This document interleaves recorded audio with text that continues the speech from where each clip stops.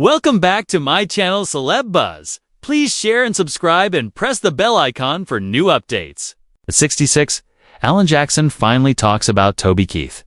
Alan Jackson was born Alan Eugene Jackson on October 17, 1958 in the small but lively city of Newnan, Georgia, in the southern part of America.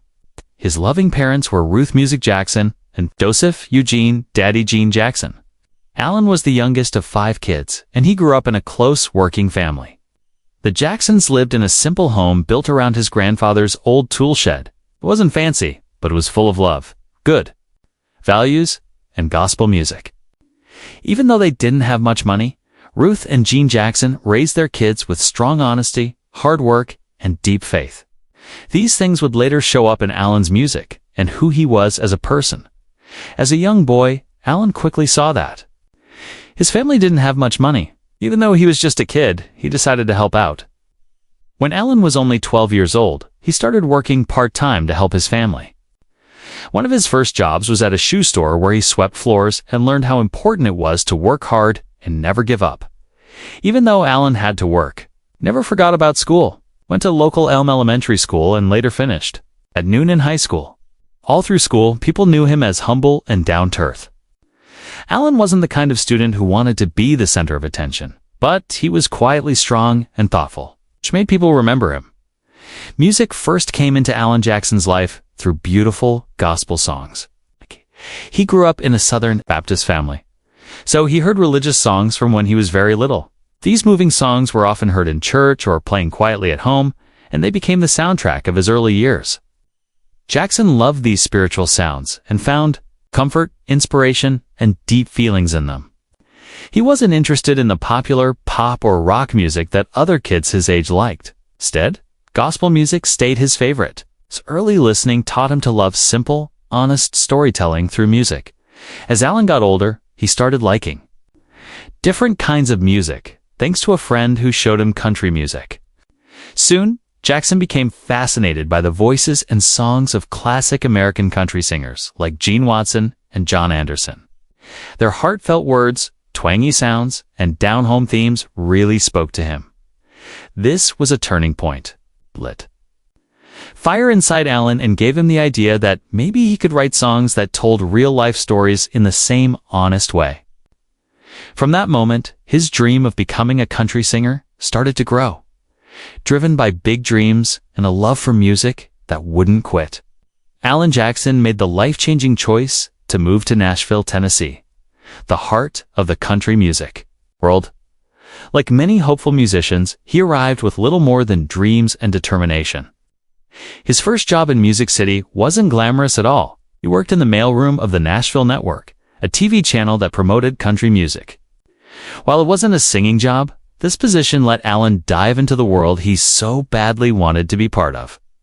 He studied the business from the inside, learning how it worked, the politics, and the important people. It's all while quietly getting better at writing songs and performing. A big break came when Jackson met country music star Hank Campbell. The meeting happened by chance and would be very important to Alan's future. Seeing the young man's talent and honesty, Campbell offered his help and guidance. He introduced Jackson to bosses at Arista Records, a company that was just starting to build its Nashville office. Thanks to Campbell's support and Alan's clear potential, Arista signed Jackson in 1989. That same year, he put out his first single, Blue-Blooded Woman, marking the official start of his career as a recording artist. Even though Blue-Blooded Woman didn't make a big impact on the charts, it was quickly followed by the single Here in the Real World in 1990. Which shot Jackson into the spotlight. The song, with its heartfelt words and traditional country, sound really connected with audiences and critics. It became a defining moment in Alan's career, showing that a new voice in country music had arrived. Someone who was both genuine and rooted in tradition. The early 1990s were an amazingly successful time for Jackson. His second album, Don't Rock the Jukebox, 1991. Further proved his reputation as a leading person in the neo-traditional country movement. The album had several hit singles, including Dallas, Someday, and Love's Got a Hold on You each, showing his talent for storytelling and authentic country sound. The album was a big success with both sales and critics, earning platinum status and making Jackson a major force on the country charts. Keeping this success going, Jackson released his third studio album, A Lot About Living and a Little About Love, in 1992, which would become one of his most loved works. This album included the huge hit Chattahoochee, a lively tribute to small-town Southern life, as well as She's Got the Rhythm and I Got the Blues, written with his friend and fellow country star Randy Travis. The album was a massive success. And in 1994, Jackson got multiple awards, including the Country Music Association Award for Single of the Year. The year 1994 was especially important for Jackson. Not only did he release his fourth studio album, Who I Am, but he also became widely known as a songwriter. It's one of the album's best tracks, If I Could Make a Living, which Jackson helped write. It's climbed to the #1 spot on the country charts. The album had other hits like Gone Country and Song for the Life. It confirmed Alan's status as both a singer and a songwriter with amazing depth and skill.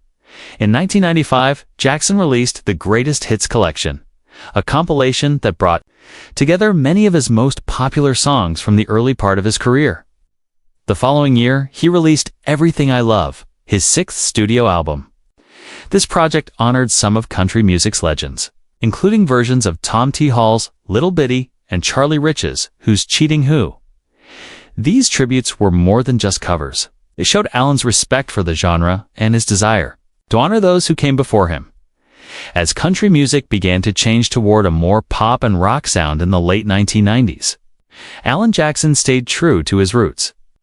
In 1999, he released Under the Influence, an album that deliberately used classic country traditions.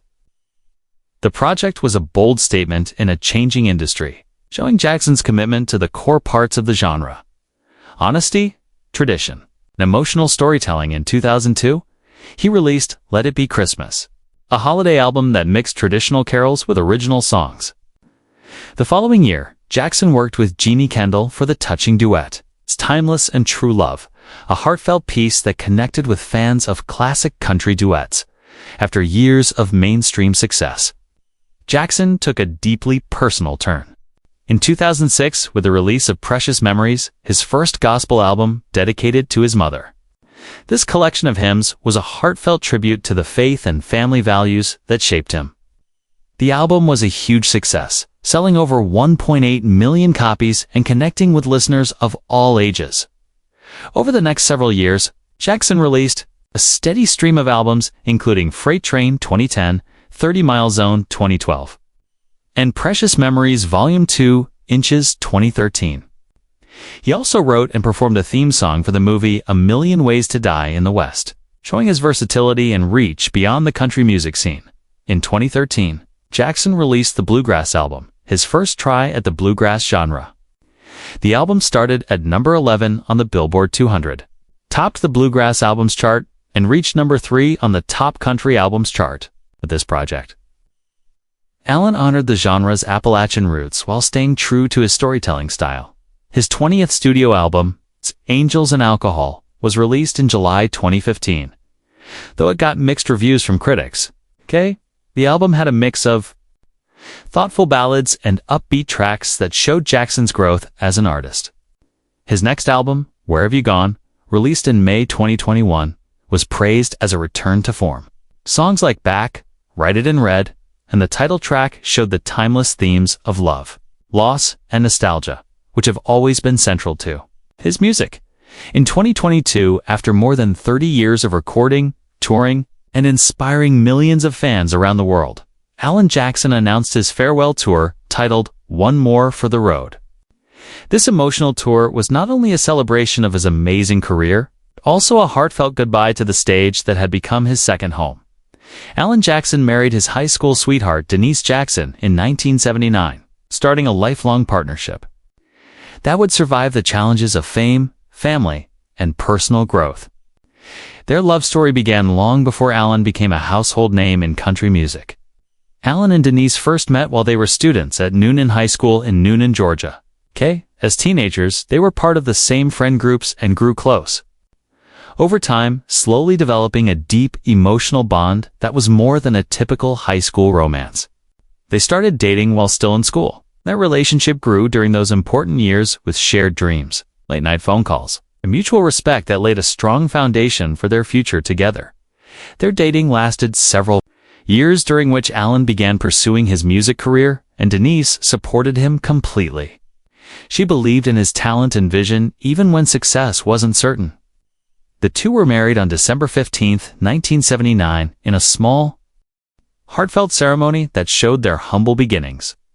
At the time, neither of them could have predicted the incredible journey they were about to start, one that would take Alan from a modest upbringing in Georgia to becoming one of the most respected and celebrated country music artists in the world. Over the course of their marriage, Alan and Denise faced both wins and challenges, including the strains of fame, busy touring schedules, and personal trials. Yet through it all, they remained committed to each other and to the values they had built their lives around.